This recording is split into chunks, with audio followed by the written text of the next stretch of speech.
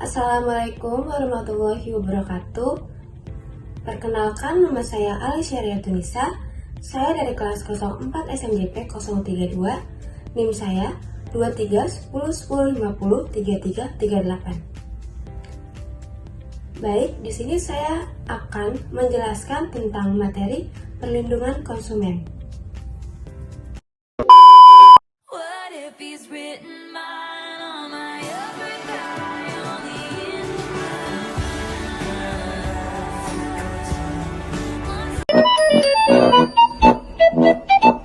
Mulai tak tabrak yang menjadi penghalang, tekan mati.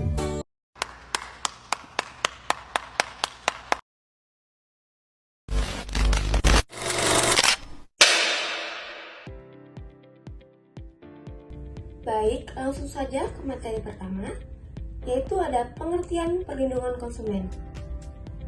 Perlindungan konsumen adalah keseluruhan peraturan dan hukum yang mengatur hak dan kewajiban konsumen dan produsen yang timbul dalam usahanya untuk memenuhi kebutuhannya dan mengatur upaya-upaya untuk menjamin terwujudnya perlindungan hukum terhadap kepentingan konsumen. Perlindungan konsumen berlaku dalam semua bentuk transaksi jual beli, baik langsung maupun online. Meskipun tidak bertatap muka, konsumen tetap berhak menerima barang sesuai informasi atau janji yang diberikan oleh pelaku usaha. Baik, selanjutnya ada landasan hukum perlindungan konsumen.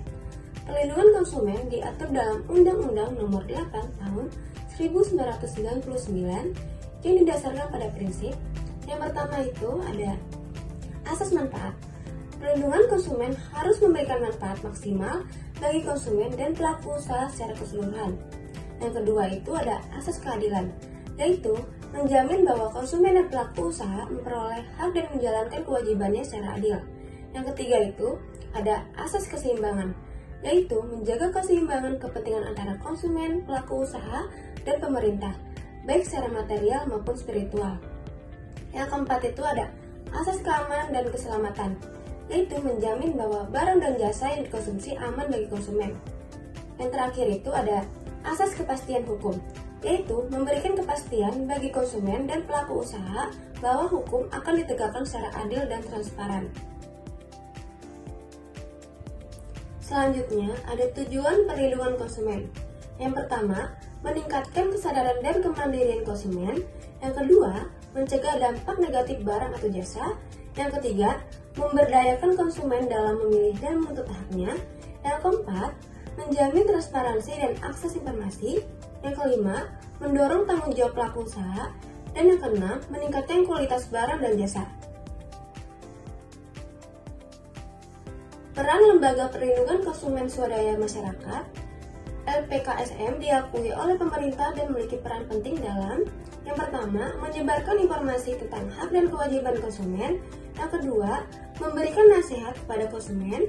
Yang ketiga, bekerja sama dengan pemerintah untuk mewujudkan perlindungan konsumen. Yang keempat itu, membantu konsumen memperjuangkan haknya. Dan yang kelima, mengawasi pelaksanaan perlindungan konsumen bersama masyarakat dan pemerintah.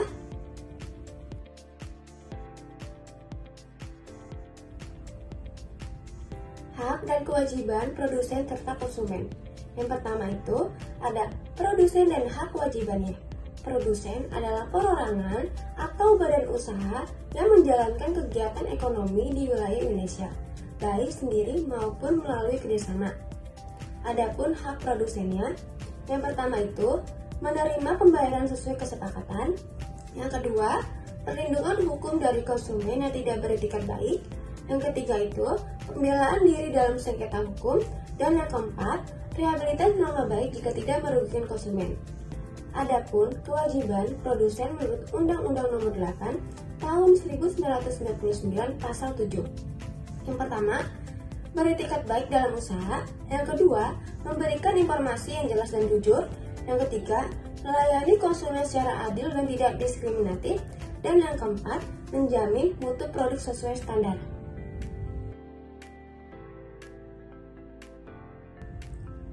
Hak dan kewajiban produsen serta konsumen. Yang kedua, konsumen dan hak kewajibannya. Konsumen adalah setiap individu yang menggunakan barang atau jasa untuk kepentingan pribadi, keluarga, orang lain, atau makhluk hidup lain, dan bukan untuk diperdagangkan. Adapun hak konsumen menurut Pasal 4 Undang-Undang Perlindungan Konsumen. Yang pertama, hak atas kenyamanan, keamanan, dan keselamatan.